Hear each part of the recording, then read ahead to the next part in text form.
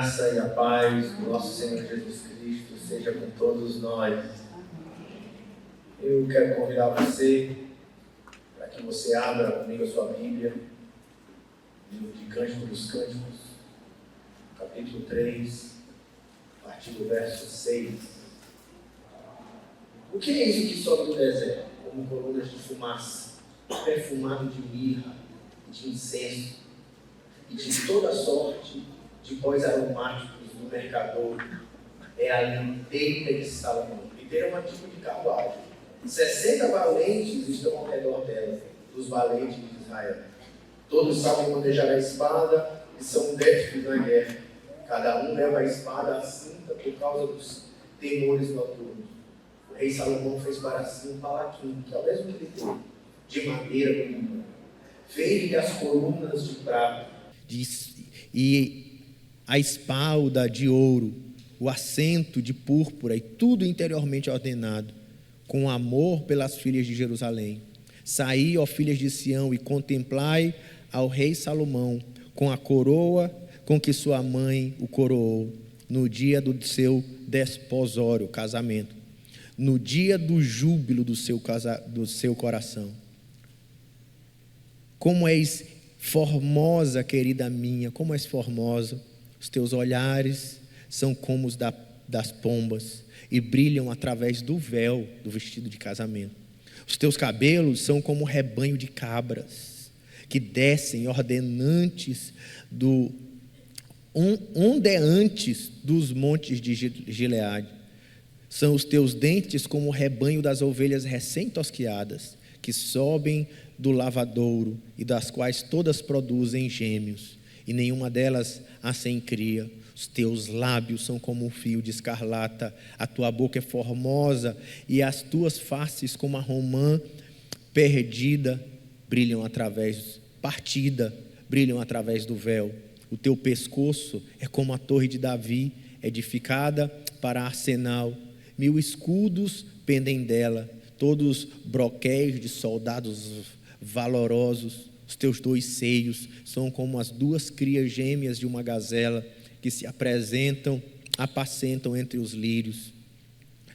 Antes que refresque o dia e fujam as sombras, irei ao monte de mirra e ao outreiro do incenso. Tu és toda formosa, querida minha, em ti não há defeito. Vem comigo do Líbano, noiva minha, vem comigo do Líbano.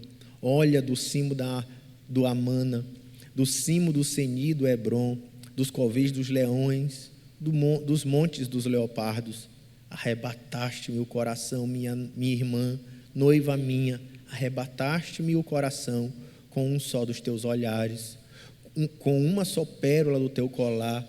Que belo é o teu amor, ó minha irmã, noiva minha, quanto melhor é o teu amor do que o vinho, o aroma dos teus ungüentos do que toda sorte de especiarias. Os teus lábios, noiva minha, destilam mel e leite te acham debaixo da tua língua, e a fragrância dos teus vestidos é como o do Líbano. Jardim fechado és tu, minha irmã, noiva minha, manancial recluso, fonte selada. Os teus renovos são como um pomar de romãs, como frutos excelentes, a rena e o nardo, o nardo e o alçafrão, o cálamo, o cinamomo, com toda sorte de árvores de incenso e mirra e aloés, com todas as principais especiarias. És fonte dos jardins, poço das águas vivas, torrentes da corrente do Líbano. Levanta-te, vento norte, vem tu, vento sul, assopra no meu jardim, para que se derrame os seus aromas. Venha o meu nardo para o meu jardim e coma os seus frutos excelentes. Já entrei no meu jardim, minha irmã, noiva minha, colhi a minha mirra com especiaria, comi o meu favo com mel, bebi o meu vinho com leite. Comei e bebei, amigos, bebei fartamente, ó amados. Baixe sua cabeça mais uma vez em oração. Senhor, estamos diante da tua palavra com alegria e com reverência, pedindo ao Senhor que o Senhor fale conosco nessa manhã, que o Senhor trabalhe no nosso coração, para que aprendamos a viver com alegria o teu projeto de amor que o Senhor desenvolveu para os homens e as mulheres.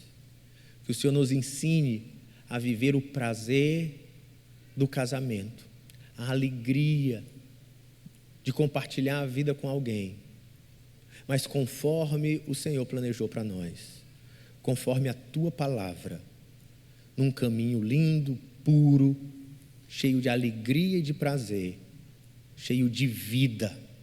É assim que nós queremos aprender a viver casamentos segundo a tua vontade, em nome de Jesus, amém. É desafiador falar de casamento numa época onde 50% dos casamentos terminam em divórcio. E hoje eu quero falar um pouco com você sobre casamento. E para falar de casamento, nesse texto em especial, a gente vai nos propor um caminho para o noivado. E agora, falando da nossa cultura, eu vou falar também de namoro. E espero que seja um bálsamo, um trabalhar de Deus. E vou encaminhar e me esforçar para fazer aplicações que atinjam tanto os jovens e adolescentes, quanto os casais de namorados, os noivos, os casados, também os divorciados e os viúvos. Eu quero te convidar então a caminhar para mais uma poesia, dizendo para você que essa poesia, essa canção, que é a maneira, cantar é a maneira que os apaixonados, os amantes, encontram para revelar o seu amor, quando não somente as palavras podem responder, mas que a gente precisa fazer fluir os sentimentos mais profundos do coração. Então, nossa alma canta de amor e de paixão pelo amado ou pela amada. E essa canção de amor, ela é uma canção de amor que passa por 3 momentos, pelo menos. Primeiro momento, se você acompanhar aí na sua Bíblia, do verso 6 até o verso 11 do capítulo 3, é o momento onde é o cortejo do noivo. Ele é um noivo caminhando na direção da festa do casamento.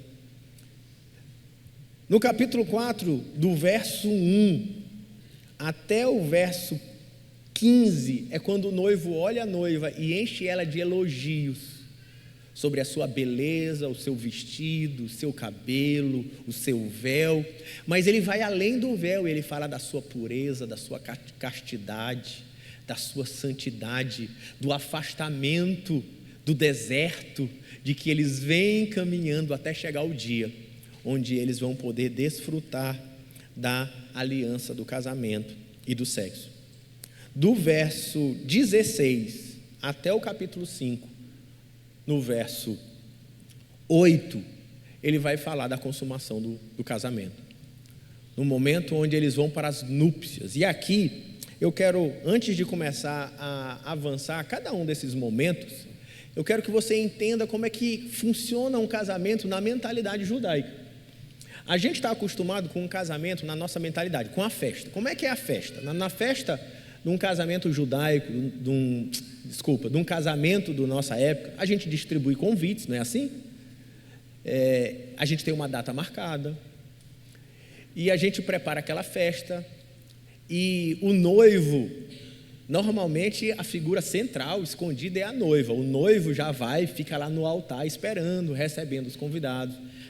Vem a noiva, ela entra no altar, todo mundo se levanta, linda do vestido, e ali faz o casamento. A gente é acostumado com essa figura do casamento, com todos aqueles ritos. A gente precisa entender como era um casamento judaico e como ele foi se desenvolvendo. Às vezes a gente vai dizer, o casamento judaico era só entrar na tenda um do outro lá e o casamento estava estabelecido. Bem, na época primitiva judaica, sim. Na época primitiva judaica não havia nem festa, nem nada.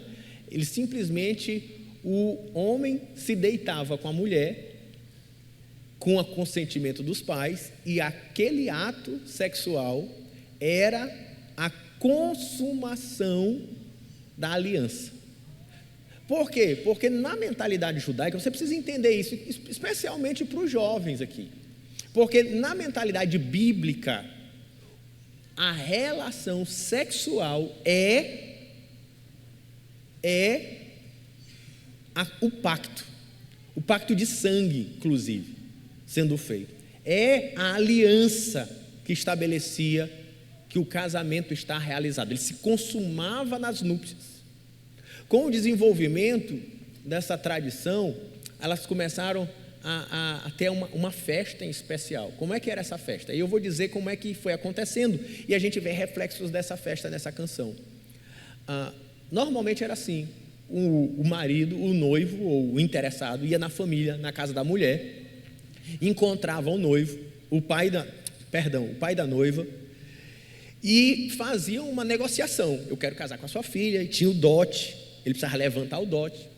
Naquela hora eles bebiam um cálice de vinho, e esse cálice de vinho representava uma aliança que estava sendo feita, uma aliança de que ela é minha noiva e eu sou o noivo dela, então eu vou viajar, vou embora para a casa do meu pai.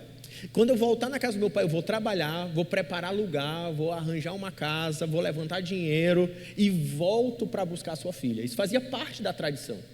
Depois daquela celebração, pais, noivo e noiva, com a taça de vinho, ele ia embora. Mais ou menos, não havia data marcada, mais ou menos um ano depois, podia ser 10 meses, 11 meses, 14 meses, quando ele terminava de resolver tudo, ele voltava, secreto, ninguém sabia o dia. Era um dos charmes do casamento judaico, nem a noiva sabia o dia. De repente, quando ele voltava andando, normalmente à noite, os convidados de honra já tinham que estar tudo preparado, com as velas, com as roupas, e quando ele entrava na cidade, começava-se a gritar: lá vem o noivo, lá vem o noivo, e as pessoas começavam a se arrumar e sair das suas casas para entrar naquele cortejo. Especialmente iluminando o cortejo, iam as damas e os convidados de honra, os padrinhos e madrinhas, como a gente chama hoje. Eles iam iluminando com velas o caminho. Lembra que eles estão falando de coisas de milhares de anos atrás, não tinha energia elétrica, lamparina, não tinha nada. Eles iam iluminando o caminho e a cidade ia se preparando e ia acompanhando aquela celebração. Era diante de todos. A cidade parava no dia do casamento, porque era uma festa que envolvia a comunidade, até que ele chegava na casa da noiva. E sabe como é que celebrava o casamento? Olha como é estranho aos nossos olhos. Ele chegava na casa do noivo, a noiva já está, do pai da noiva, perdão, a noiva já estava preparada, esperando. Então eles oravam juntos, o pai, às vezes o líder da sinagoga, eles oravam juntos, tinham uma rápida cerimônia, e aí todos em volta daquela casa ficavam esperando. O quê? Eles subiam para o pátio de cima da casa e eles celebravam o casamento, consumavam o casamento. Como que se consumava o casamento? Por meio da relação sexual. No final disso, o casal precisava mostrar o lençol sujo de sangue, porque significa: a aliança está feita. E aí quando eles mostram, imagina, gente, você sabendo que você está lá consumando seu casamento com seu marido e está todo mundo embaixo. É estranho para a nossa cultura, né? E eles mostravam, a aliança foi feita, aí começava a festa, aí eram 7 dias. 7 dias de festa, celebrando aquele casamento. E assim era o casamento dentro daquela cultura onde a Bíblia está sendo escrita, construída na cultura judaica. É bem aquilo que nós estamos nessa festa de casamento. E a primeira parte dessa canção que nós estamos lendo é o cortejo. E a última parte que nós estamos cantando é a consumação dessa canção. A primeira parte é justamente descrevendo um cortejo às bodas judaicas. E ele está na voz dos que assistem. O noivo, ele anda na direção da festa do casamento, ele entra na cidade, ele está numa carruagem, ele chama de palaquim, chama também de liteira, que o palaquim, e no caso aqui é um rei, que é Salomão, né?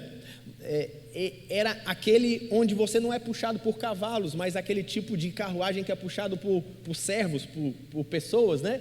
Que vem carregando aquela espécie de cadeira ou aquela cabine, e ele entra na cidade, o rei. E se você vê, ele descreve aquele cortejo, vem como do deserto, E é interessante que ele vai usando todo o tempo figuras de linguagem. A gente tem que ir desfazendo ao ler uma poesia, ou qualquer tipo de canção, salmos, cantares, desfazendo as metáforas, logo à luz da cultura da época. Vindo do deserto, entende, no dia da cerimônia do casamento, que vai terminar a consumação sexual, ele vem do meio da sequidão, né? E com colunas de fumaça, de perfume de mirra, de incenso e de toda sorte de pós aromáticos. Porque quando naquela época havia os mercadores de especiarias, e quando eles entravam na cidade com seus muitos perfumes aromáticos, se fazia uma fumaça, eles chamavam assim, dos cheiros mais fortes, lindos, gostosos, e isso atraía as pessoas até aqueles mercadores. Ele descreve essa figura para dizer que como vinha cheiroso o noivo, como ele vinha perfumado, com toda sorte de aromático de um mercador, de forma que atraía as pessoas saindo das casas, para dizer, lá vem o noivo, e ele vinha lindo, em uma carruagem, em uma liteira, em um palaquim, e não era qualquer um, era um especial, que vai dizer a poesia, que ele foi ornado, com todo carinho pelas mulheres de Jerusalém. Ele tinha partes de ouro, ele tinha partes de púrpura, tinha colunas de prata onde eles seguravam. Era muito chique aquele casamento, era um dia de muita celebração. E seguindo ele no cortejo vinham os homens valentes, os melhores amigos de Salomão, homens de guerra, carregando espadas. Imagina, gente, aquele cortejo lindo, entrando pela cidade, as pessoas saindo, atraídos pela beleza do palequim, pelo cheiro dos perfumes, por aquele exército dos melhores amigos de Salomão, homens de guerra treinados. Que lindo! E ele vinha morto de feliz. Como vai dizer o verso 11, saí, ó filhas de Sião, todo mundo saindo, e contemplai o rei Salomão com a coroa que sua mãe o coroou. Vinha ele vestido de maneira própria pela sua mãe, para aquele dia especial do casamento, o dia do seu desposório, do seu casamento, no dia do júbilo do seu coração. Ele profundamente feliz. Ele vinha então em carruagem, escoltado pelo grupo de amigos mais chegados, atraindo os olhares do público onde passa, até porque está na voz do público. O noivo está vestido com roupas reais, luxuosíssimas, perfumado com os perfumes mais nobres da época. Toda a cidade celebra o amor e a união daquele jovem casal. E a cerimônia publicizava o amor e a aliança que estava sendo celebrada. O segundo momento da canção, que começa então a partir do verso 4, e é uma parte que eu vou levar até o capítulo 4, verso 1, até o verso 15, quando o noivo agora chega na casa da noiva, ou no lugar da festa. E ele olha para aquela noiva. Se no começo ele está entre o amor e o compromisso público, que é a figura do noivado, agora a canção vai falar sobre a espera, entre o desejo e a castidade. Então o primeiro ponto desse texto é que o casamento é um ato público. Anota aí para a sua discussão na célula. Primeiro ponto, o casamento é um ato público. A cidade toda parou para ver. A cidade toda saía das casas. O Salomão não casou de maneira escondida com a Sulamita, não. Era para a cidade ver o tanto que ele amava. Era diante dos pais, era com a bênção da mãe, era diante de todos. Era um casamento para, se eu amo, eu não escondo. Se eu amo, eu assumo o meu amor, e eu quero contar para o mundo todo ouvir que eu amo você. Essa é a ideia do casamento, e esse é o primeiro ponto do meu sermão. Capítulo 3, do verso 6 ao final, um ato público entre amor e compromisso. O segundo ponto desse texto, eu chamei de casamento segundo ponto, uma espera entre desejo e castidade, segundo a Bíblia. Porque ele vai falar agora, ele vai começar a elogiar a mulher, e ele deseja demais ela. Parece que tem, o Loves in the Air é tão forte que parece que eles estão transpirando desejo. Isso faz parte de toda a carta de Cantares, né? Mas ao mesmo tempo, você vai ver na canção que ele transpira respeito, castidade, pureza, espera. Olha, acompanha comigo. A noiva agora é celebrada com os elogios do noivo. Uma série de comparações e metáforas com imagens de animais. Vai ser pombas, cabras, rebanhos e gazelas.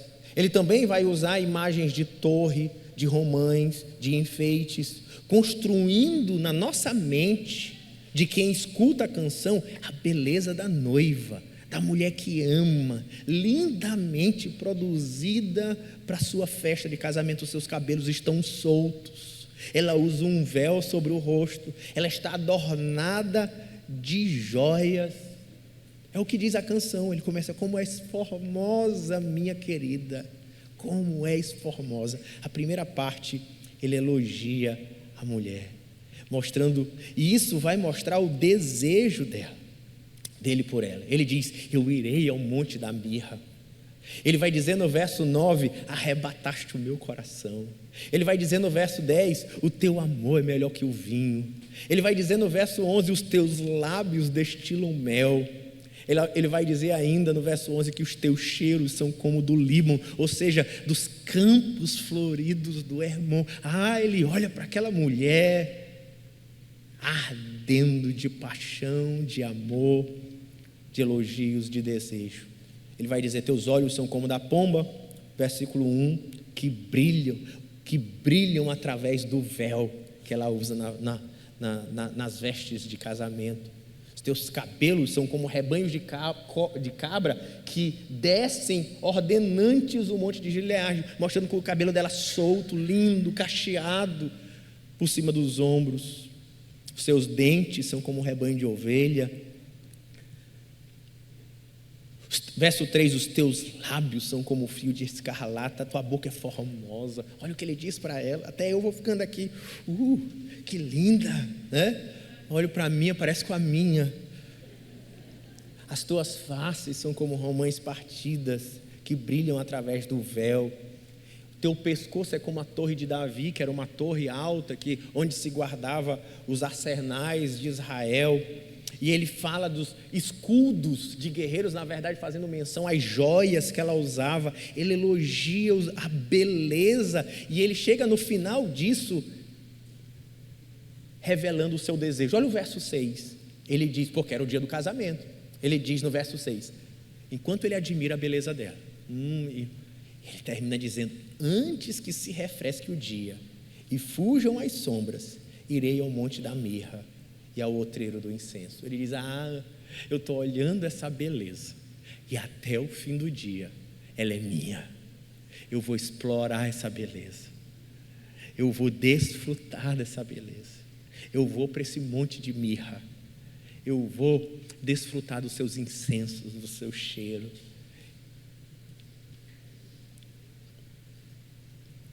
É só uma questão, eu sei que no seu texto aparece aí esposa, talvez, né?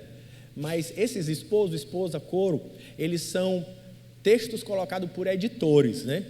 E não pelo autor da Bíblia, para tentar esclarecer para nós. Mas na minha leitura do texto, faz mais sentido o verso 6 estar ligado à fala do noivo do que o da noiva.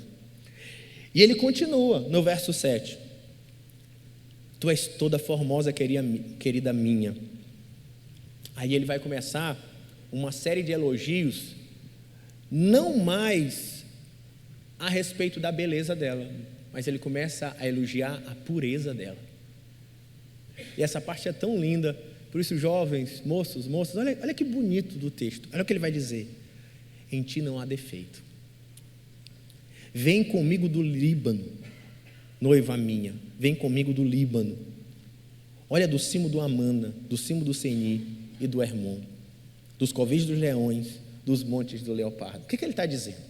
A gente aqui, por isso que aproveito para falar um pouco de interpretação da Bíblia.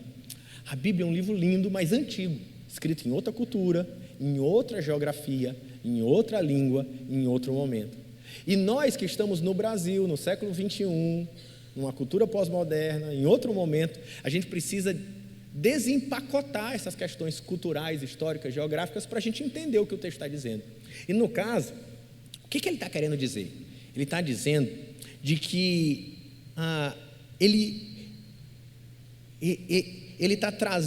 ele usa metáforas para elogiar a pureza do seu relacionamento, da castidade da noiva, e para celebrar as delícias do amor que está por se consumar nas núpcias do casamento. Ele descreve esse caminho até chegar ao casamento, essa espera em meio ao desejo e castidade, paixão e espera, como um caminho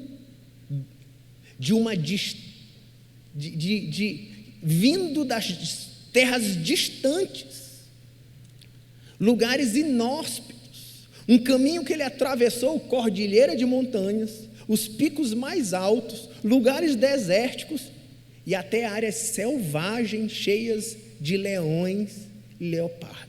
É assim que ele descreve. Olha, nós, nessa espera de eu te olhar, te amar e te desejar, eu esperei. E agora eu estou te chamando para a gente que já veio do Líbano. Você entender Israel, hoje você talvez conhece um pouco até melhor o mapa de Israel no meio da guerra. Então Israel está aqui em volta, descendo o rio Jordão, naquele lago maior de tal Mar Morto, ao norte de Israel, chegando lá para a Síria, Turquia, está a cordilheira, uma cordilheira de montanhas que é a cordilheira do Líbano e do Antilíbano. Essa cordilheira que é longe de Israel, longe de Jerusalém, inclusive, que é onde está acontecendo a festa. É de um lugar longínquo, não só longínquo. Essa região é uma região de cordilheiras, não é fácil você caminhar por ela. E ainda mais, ele pega os dois pontos mais altos, tanto da cordilheira do Líbano quanto do Antilíbano, que é o cimo do Almara, que é o pico que fica no meio da cordilheira do Antilíbano, é o mais alto, fica ali na Síria.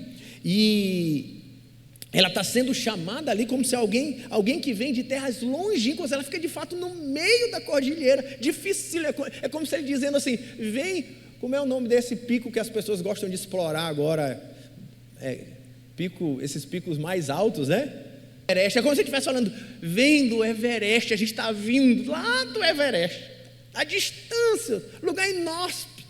É essa figura que ele está falando. E aí ele usa outro ponto, que é o cimo do Seni e do Hermon, que é o mesmo ponto, só que Seni é o nome assírio, o Hermon é o nome hebraico, que é também, esse é o pico mais alto, que fica na cordilheira do Líbano.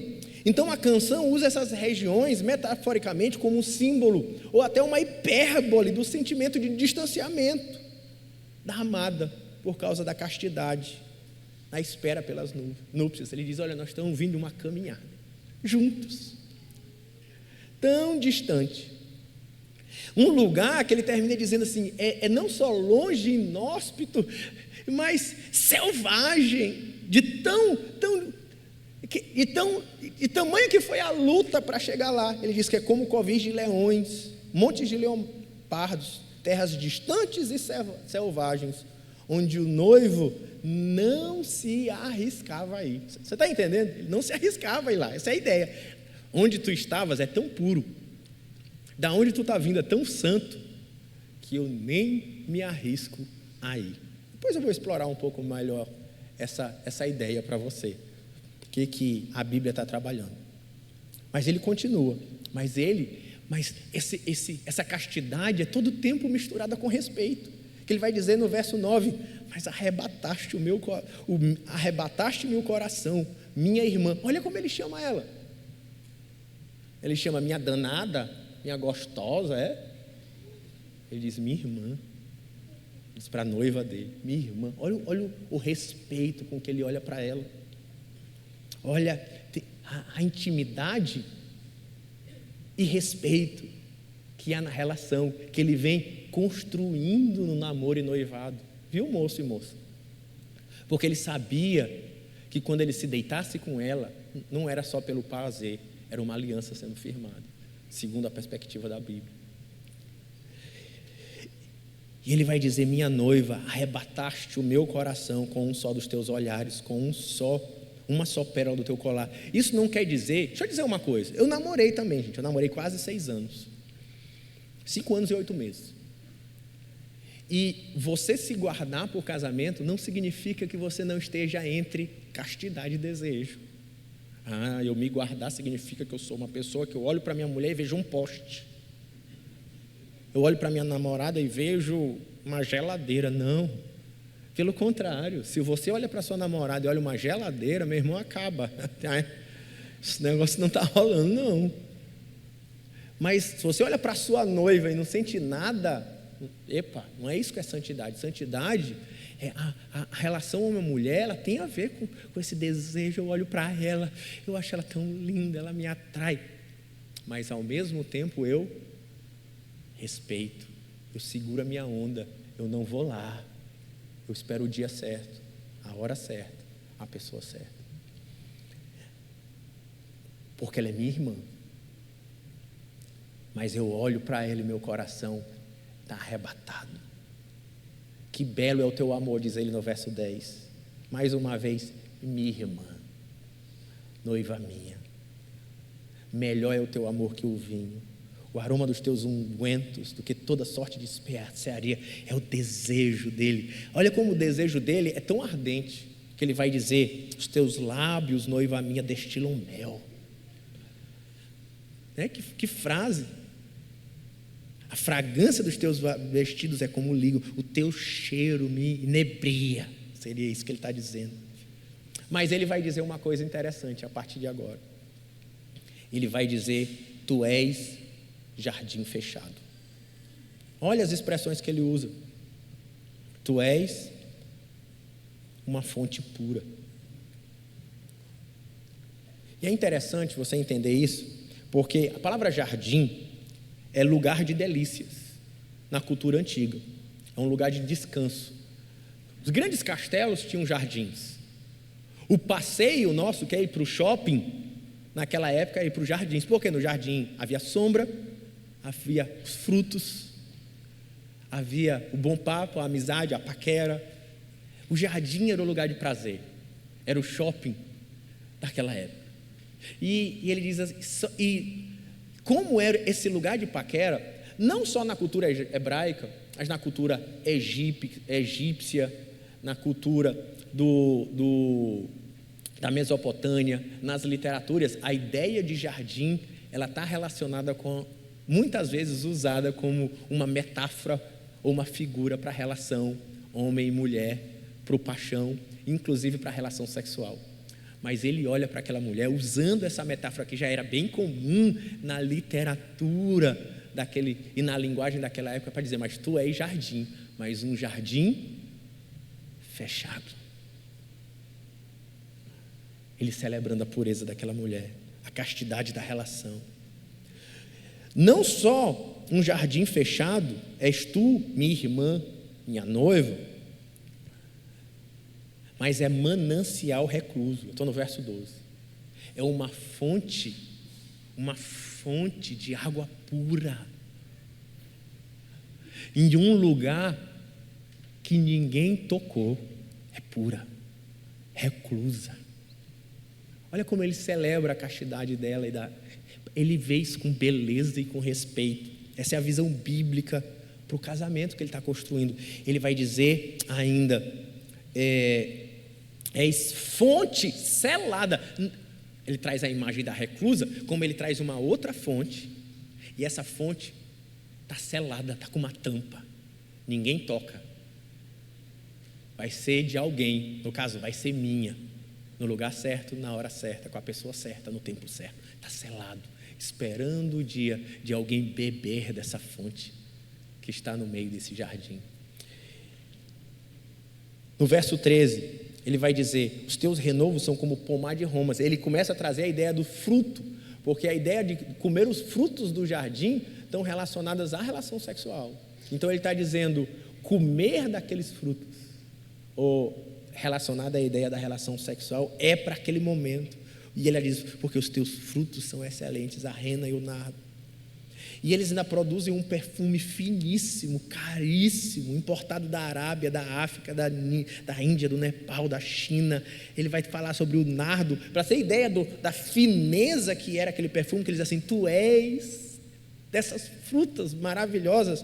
Para se fazer o nardo, que era uma planta de Israel, ele era feito com flores que nascem da costa do Himalaia, a 4.000 metros de altitude. É deles que era feito o nardo. Assim, os teus frutos são como a daquele que produz a rena e o nardo, o açafrão. Para ter ideia, para ser feito o perfume de açafrão, ele era feito por um potinho, um perfumezinho de 30 gramas, era feito com 30.000 flores. 30.000 flores. Ele compara isso à mulher dele. Mas ao mesmo tempo eram perfumes afrodisíacos. Entende? Há respeito, há admiração, mas há também desejo intenso, celebrando que os dias de sequidão que eles passaram, de deserto, de terras inóspitas e perigosas, que ele não se atrevia a ir, mantendo o distanciamento necessário, mas em meio ao desejo, mas dizendo, no entanto, agora chegou o momento. Verso 15, ele diz, é fonte dos jardins, poço das águas vivas, torrentes que correm do limbo. Chega a última parte do nosso texto. E na última parte do nosso texto é a consumação. Se no primeiro lugar, na primeira parte do nosso texto, o casamento é um ato público. A segunda parte do nosso texto, o casamento é uma espera. Na terceira parte do nosso texto, o casamento agora é uma aliança celebrada no ato sexual. Se na primeira parte é um ato público entre amor e o compromisso público, segundo lugar é uma espera entre desejo e castidade, no terceiro é uma aliança entre o prazer e a eternidade. Vamos entender um pouco essa questão. Se por um lado, ele vai dizer, como o texto vinha trabalhando, de que eles estão vindo da sequidão, ele vai dizer agora, mas essa jornada acabou, a espera chegou ao fim, a sequidão se torna em fonte, a distância em união eterna, permanente, segura e íntima. Ele convida ela agora para a consumação. Na verdade, é ela que convida ele para a consumação, porque é puro, a consumação é pura. Ela vai dizer no verso 16, levanta-te vento norte, vem tu vento sul, assopra no meu jardim. Diz, entra, pode vir entrar no meu jardim agora, para que se derrame os meus aromas. Venha meu amado para o seu jardim e coma os frutos excelentes. Ela diz, vem, chegou o tempo, o fim da jornada, chegou o momento certo, estamos com as pessoas certas, é uma relação de aliança. Ela a convida para a consumação, um convite transbordante de desejo dela também. Seu coração está disparado a olhá-la, seus lábios como mel, como está cheirosa, como ele deseja o seu toque, seu abraço, o seu carinho. E ele diz, vem minha noiva, lá no começo do capítulo 4, vem comigo para sempre. Em meio àquela virgindade da noiva, a castidade do relacionamento celebrado, várias metáforas foram usadas para descrever a virgindade da noiva. E quão extraordinária era para ele a pureza sexual do casamento. Era um jardim particular, era uma fonte fechada, era a fonte do jardim, um poço de água fresca que desce dos montes do Líbano.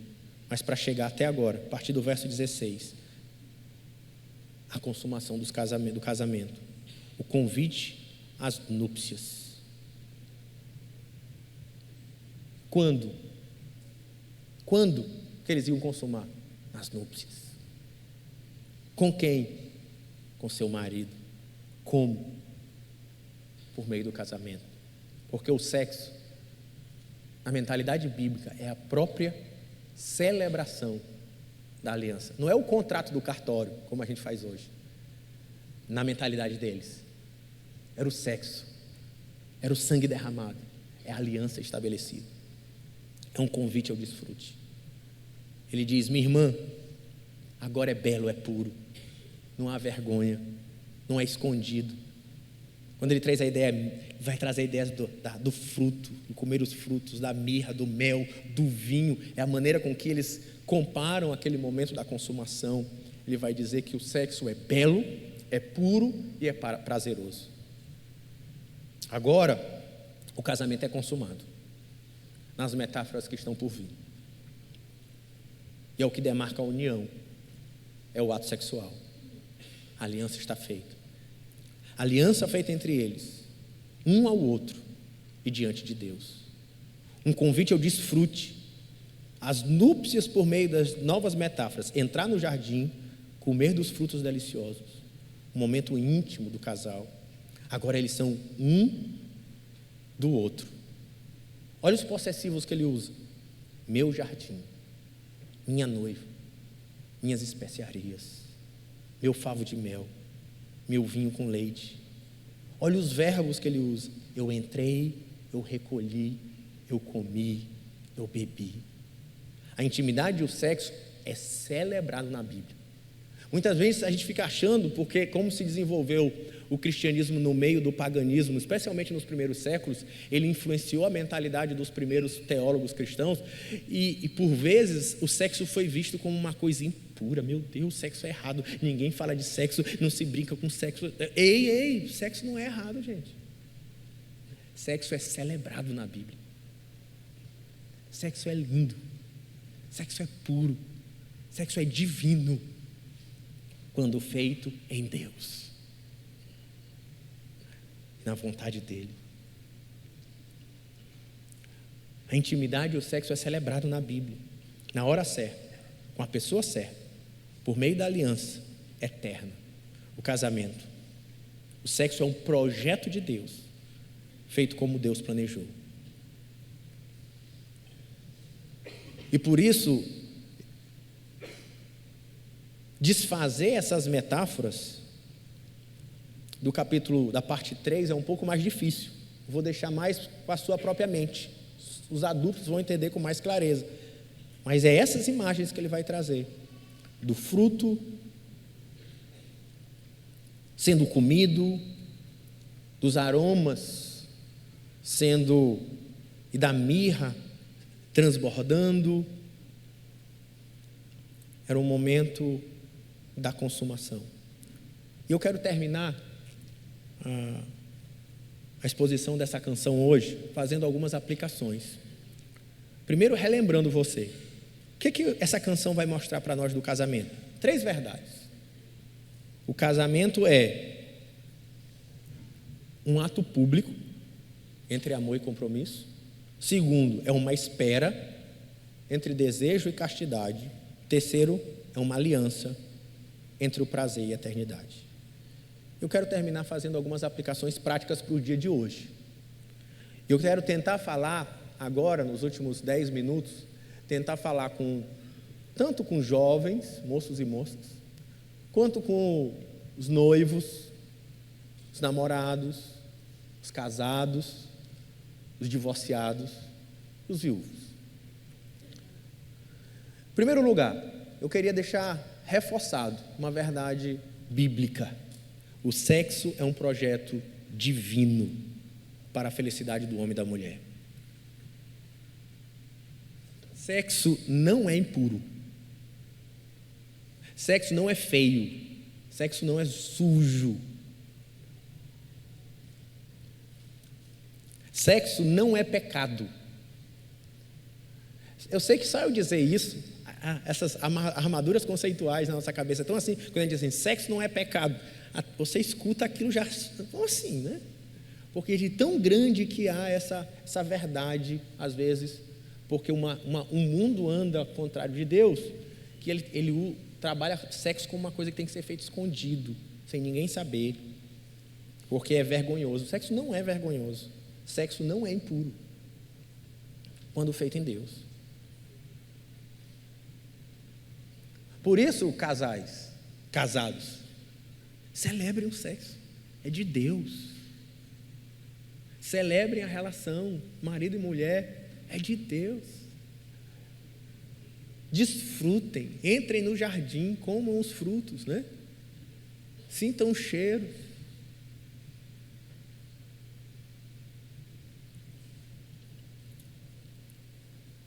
Sexo é algo para ser desfrutado no casamento.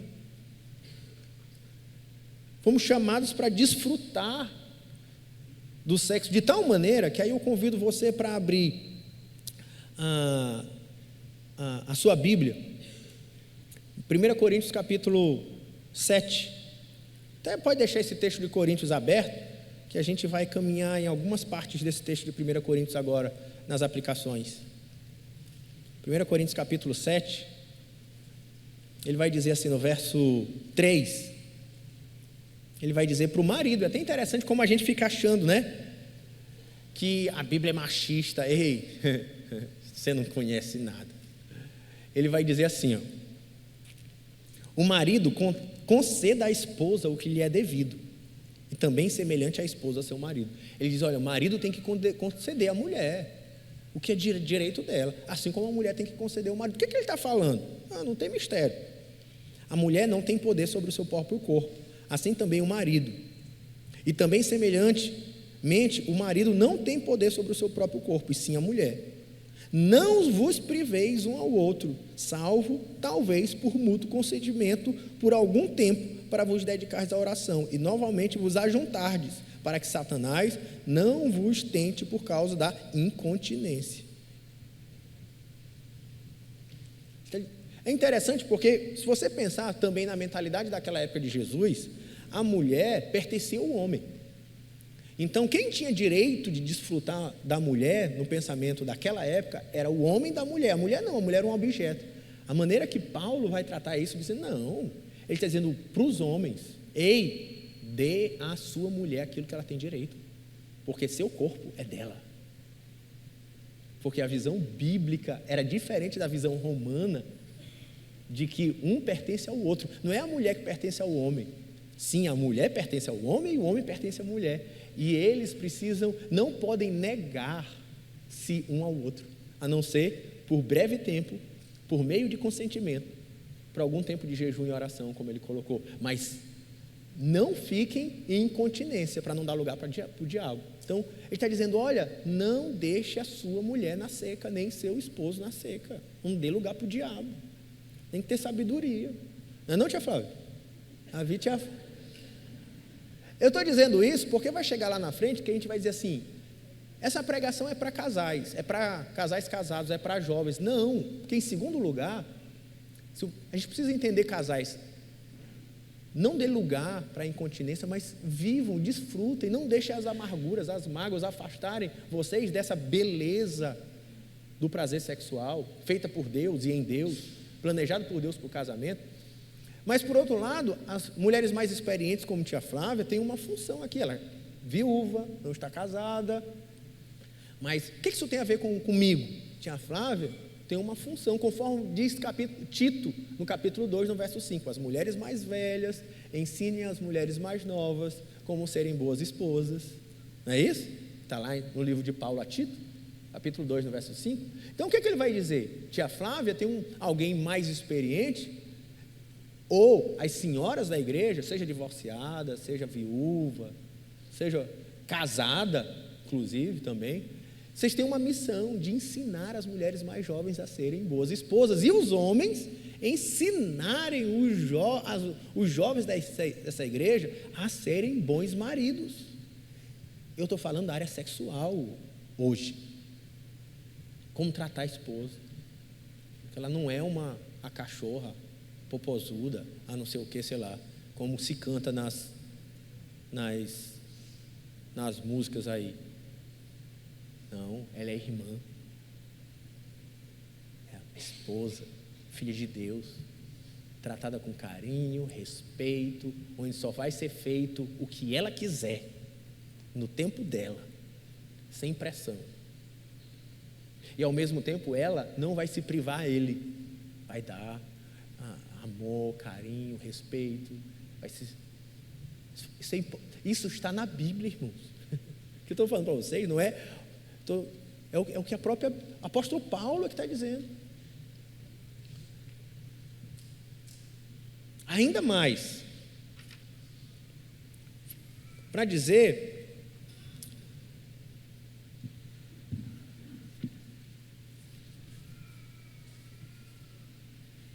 perdi meu papel. Cadê meu papel?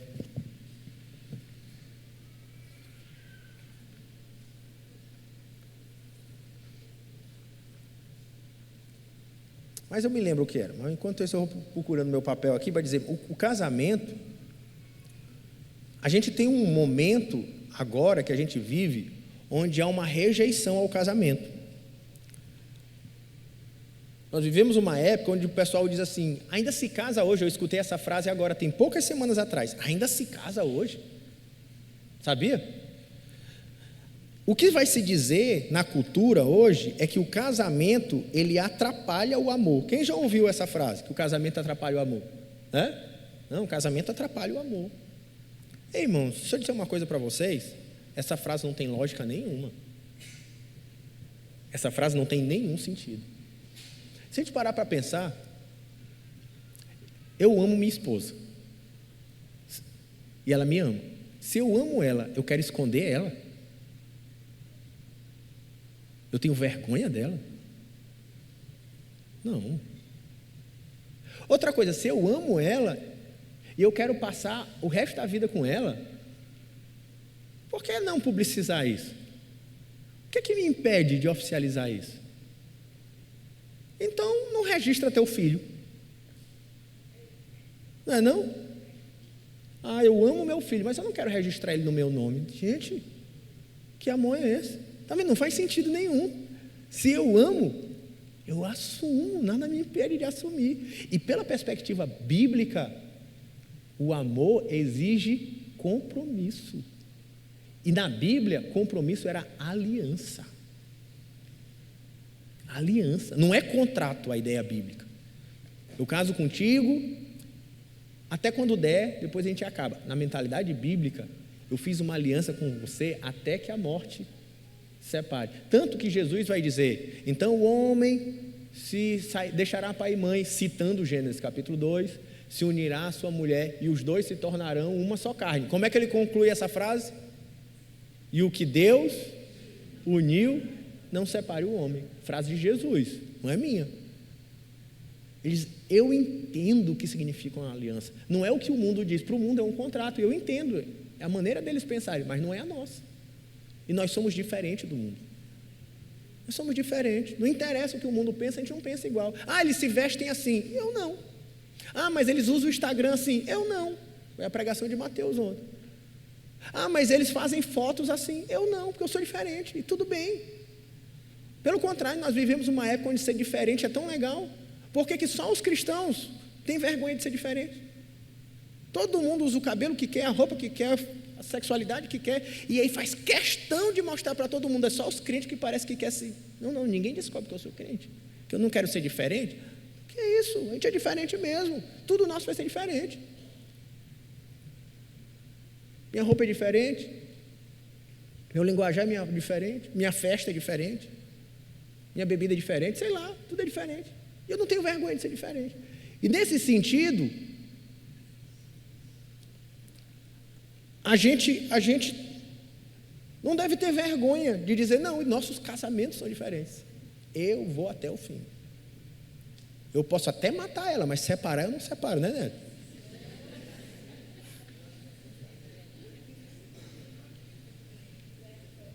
Misericórdia, né, irmã? Brincadeira, né? Para quem não entendeu que era brincadeira.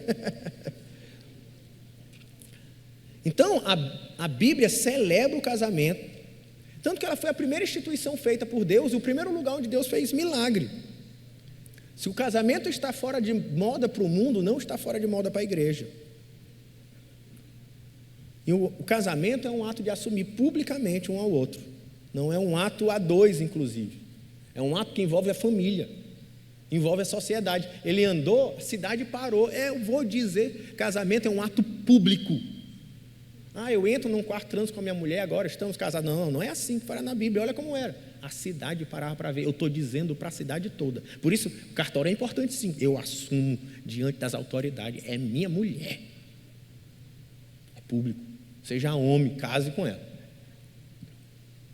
Seja homem, arrume isso aí, assuma.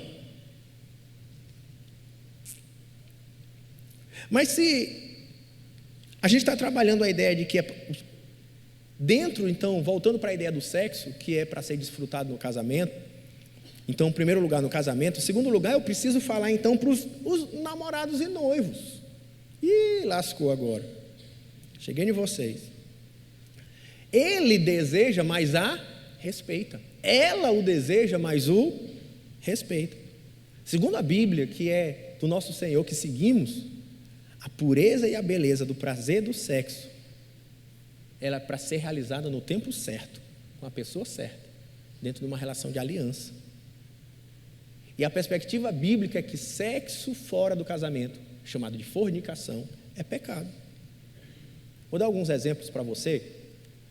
Existem versos claros que estão dizendo que fornicação é pecado. Só que como a palavra no original, o grego é porneia, e ela é um pouco mais ampla só do que fornicação, ou seja, sexo entre pessoas que não são casadas, alguns dizem, não, mas bem, vejamos, ele não está tratando disso, ele está tratando de outra coisa. Bem, então vou usar outros versículos que não são esses que dizem que fornicação é pecado de forma direta, que muitos aqui podem ter algum tipo de resistência. Eu vou usar outros, por exemplo, Êxodo 22, 16, 17, vai dizer assim: se alguém seduzir qualquer virgem que não esteja desposada, ou seja, casada, e se deitar com ela, pagará o seu dote e a tomará por mulher. Pronto, como mais claro que isso? Não podia. Teve relação com ela na mentalidade bíblica, você fez uma aliança com ela, tem que assumir. Não estou dizendo que quem já teve relação sexual agora está casado, não é isso que eu estou dizendo, para você não me entender errado. Só estou dizendo o que significa e por que a gente tem que respeitar. Gênesis capítulo 2, 24, diz assim: por isso o homem deixará pai e mãe, os dois se tornarão o homem deixará, Gênesis 2, 24, deixa eu ler porque eu ia citar e me enrolei. Por isso deixará o homem pai e mãe, se une à sua mulher, tornando os dois uma só carne. Aí alguns vão objetar, dizer, não, mas tornar uma só carne é uma metáfora. Bem, Paulo, no entanto, 1 Coríntios, que você está aberto aí, provavelmente, no capítulo 6, um pouquinho para trás, no verso 15, ele vai dizer assim: não sabei que os vossos corpos são membros de Cristo e os faria membro de meretriz? Absolutamente não. Aí ele vai dizer, ou não sabeis, de que o homem que se une a uma prostituta forma um só corpo com ela? Está entendendo? Na mentalidade bíblica, se tornar uma só carne é relação sexual, mesmo que seja com uma prostituta. Então, é feita num ambiente de casamento, na mentalidade bíblica. Mas aquele que se une ao Senhor é só um espírito com Ele.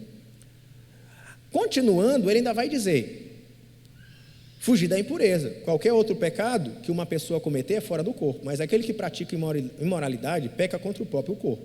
Acaso não sabeis que o vosso corpo é santuário do Espírito Santo, que está em vós, o qual tendes e é da parte de Deus, e que não sois de vós mesmos, porque somos de Deus? Agora fostes comprados por preço. Agora, pois, glorificai a Deus no vosso corpo. A gente glorifica a Deus no nosso corpo. Por isso, meu corpo, regras de Deus. É assim que é crente. Meu corpo, regras de Deus. Não é meu corpo, minhas regras. Isso é o que o mundo diz, filosofia do nosso tempo, não da Bíblia. Por quê? Eu preciso glorificar a Deus no meu corpo, porque o meu corpo é templo do Espírito Santo. E ele vai dizer ainda, 1 Coríntios 7:1, todavia, para evitar a fornicação, tenha cada um a sua mulher, e cada mulher o seu marido. Essa é a mentalidade bíblica. Irmãos, eu não tenho como ensinar outra coisa. Talvez eu gostaria de dizer, gente, é cultural, e tá. Não é. É um princípio bíblico. Eu vou te dizer uma coisa, não é o fim do mundo. Eu casei sem conhecer minha esposa. E estou super feliz. Eu vim lá do Monte Sim também, passei pelo deserto, atravessei as cordilheiras, lugares longínquos, com animais selvagens. Estou vivo e muito feliz. Não precisei de terapia, pelo contrário, super feliz. Eu sei que você pensou bem, mentiroso, né? Mas tudo bem. Deus sabe, né? Porque se tornar uma só carne é um ato no casamento. Não devo me tornar uma só carne com aquela que não é a minha esposa. No entanto, dentro do casamento, eu posso desfrutar da minha esposa. Por isso, o pessoal aqui de cima, talvez eu usar com embaixo, não sei, se guardem no namoro. Aí você fala assim, ih, pastor, tarde demais. Se arrependa. Não estou dizendo que você já casou, não. Mas se arrependa. Reconstrua, refaça os acordos. Respeite a sua namorada, trate ela como sua irmã. Não desfrute dela como um objeto de prazer. Tanto que a Bíblia, outro dia eu brincando com os meninos, eu li um texto que eu vou ler para vocês aqui. Abre aí, Tessalonicenses 4, 3, 4. Tessalonicenses 4, 3, 4. Filipenses, Colossenses, Tessalonicenses. Pois essa é a vontade de Deus, a vossa santificação, que vos abstenhais da prostituição. Que cada um, e a ideia de prostituição é porneia. Algumas versões estão traduzidas como fornicação.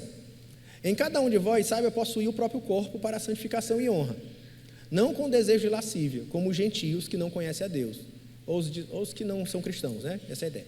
E que nessa matéria essa é a frase que eu queria falar, ninguém ofenda ou defraude o seu irmão. O que é defraudar aqui, especialmente no grego, é usar o que não é seu. Essa é a ideia. É como se ele estivesse falando que quando você está fornicando, você está desfrutando o que não é seu. Você está roubando o que não é seu. E se não é seu, de quem é? Aí é que lasca. Eita, de quem é? Termina a frase, vamos aqui. Ninguém ofenda nem defraude o seu irmão. Porque o Senhor, contra todas essas coisas, como antes vos avisamos e testificamos claramente, é o vingador. Você está mexendo quando você está mexendo com a mulher que não é sua, você está mexendo com a mulher dos outros, mesmo que ela seja solteira. E quando ela é solteira, ela é mulher de quem? De Deus. Ah, meu filho. Aí você se entende com Deus, não tem nada a ver comigo. E isso serve primeiro para o casal. Coloque limites. Eu namorei, gente, eu entendo isso aí. Onde namorar? Namorar na casa dos pais, sem ninguém em casa. De jeito nenhum. De jeito nenhum. Namorar no quarto, numa rua escura, ou no quarto, no carro. Porque no quarto não está nem em cogitação, né? No quarto, no carro, numa rua escura. Irmão, não vai dar certo. Porque eu vou dizer uma coisa, o que faz o ladrão, o que é? A ocasião. Mas eu sou crente. Não, eu ia até falar uma palavra, como é que diz? Feia. Não, você não é crente. Se você estiver sozinho com essa namorada, horas esquecidas, num lugar deserto, não fizer nada, aí está estranho, mas não é santidade não. Não é não, Jean? Aí está estranho, que aí você não é homem não, mas não tem como, que está pulsando. Onde? Quando? Tem que ter quando. Essa coisa eu namoro todo dia eu pegava minha namorada, beijo, tu não é super-homem. Quando eu namorei com Rossana, por exemplo, a gente tinha namorada em casa, na sala, os pais dela em casa, Mateus sentava com a gente no sofá, com 5 anos de idade. Mateus era meu fiscal. Cadê Mateus, meu fiscal? Está aí? Tá ali Mateus, meu fiscal. E eu tinha horário para chegar, 7h, 8 horas, tinha horário para ir embora, 10 horas. Quando dava 10 horas, seu Afonso começava a fechar a casa. Não, é sério. E isso eu acho que é o que tem. A gente tinha um horário até para sair. 11 horas eu tinha que estar em casa. Não interessa. Festa de aniversário, meia-noite. Tinha horário. E não é porque seu Afonso botou as regras? É porque a gente acordou muitas das regras. Eu e Rosana tínhamos regras combinadas. Não namora no carro, não namora no cinema, não namora em lugares isolados, não namora... A gente namora em conjunto, assim, digamos assim. A gente namorava com outros amigos, a gente saía para lanchar e tá. Porque eu vivi as lutas de vocês, gente.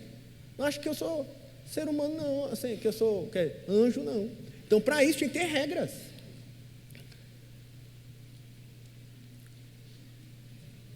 Estabeleça limites. Outra coisa, tem que ter ritmo. O que é ritmo? Deixa eu dizer para você. O namoro de um adolescente, o menino tem 16 anos, começou a namorar. Tem um ritmo.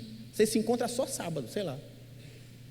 Só na hora da igreja. É assim que é namoro de criança. Aí o cara namora, o menino ou a menina namora com 15 anos e quer ter o mesmo ritmo do namoro de quem já está noivo para casar.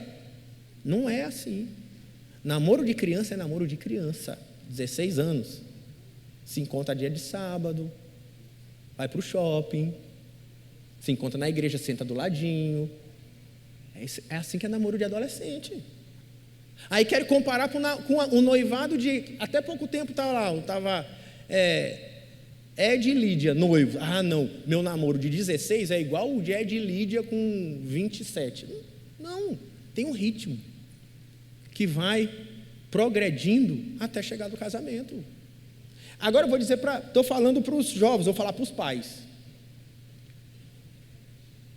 Os pais precisam ser parceiros nesse processo. Gente, não se isentem do processo.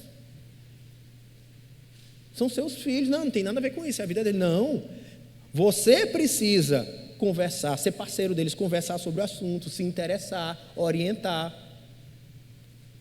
dê conselhos bíblicos, no caso, coloquem limites, dia, horário, local.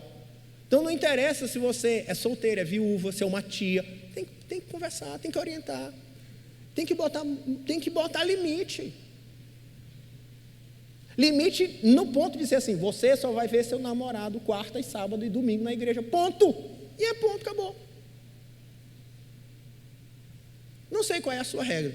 Você que vai entender como é que os seus filhos não querem botar regra na família de ninguém. Estou dando ilustrações.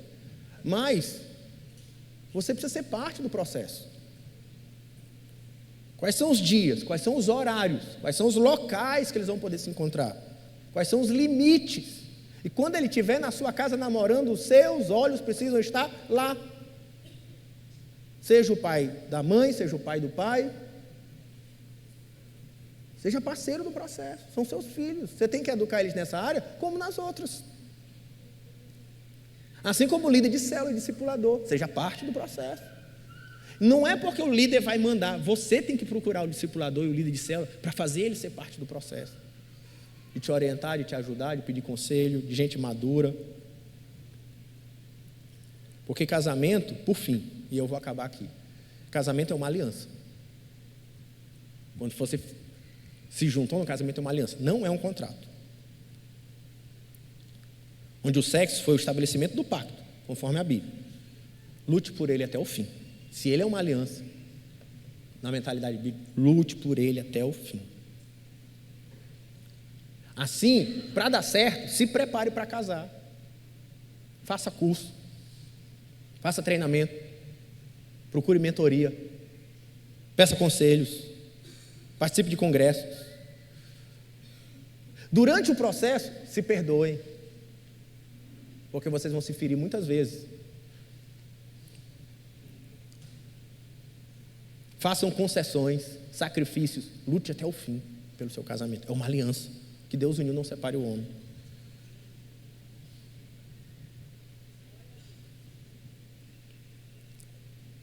O casamento é algo tão sagrado que a experiência do noivado e das bodas foi a metáfora que o próprio Deus usou para falar da nossa relação com Ele. João capítulo 14.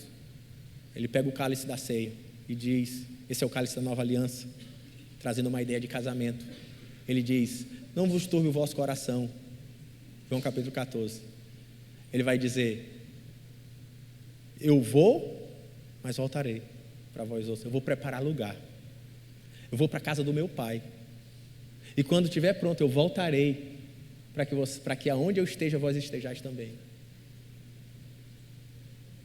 Jesus, na última ceia, disse: esse cálice é o cálice do casamento que eu fiz com vocês. Eu tenho uma aliança com meus filhos, como noivo e noiva. Eu escolhi vocês, eu amei vocês, eu faço uma aliança com vocês, e eu estou indo, mas aliançado, e volto para te buscar. De tão sagrado que é a imagem do casamento para Deus. Porque a imagem do casamento para Deus reflete a pureza da nossa relação com Ele. Ao ponto de, assim como Jesus foi e prometeu voltar, nós somos noiva, nos preparando, nos ataviando, pura e imaculada, para a chegada do noivo. Que nós possamos desfrutar da beleza do casamento e do sexo, como Deus planejou para nós, como representa a pureza, a beleza da nossa própria relação com o nosso Senhor Jesus, o nosso noivo. Baixa a sua cabeça, vamos orar. Senhor Jesus, nós te damos graça por esse momento, na tua palavra, nessa reflexão, dessa canção que celebra o casamento, o amor, que celebra a beleza na relação de um homem com uma mulher.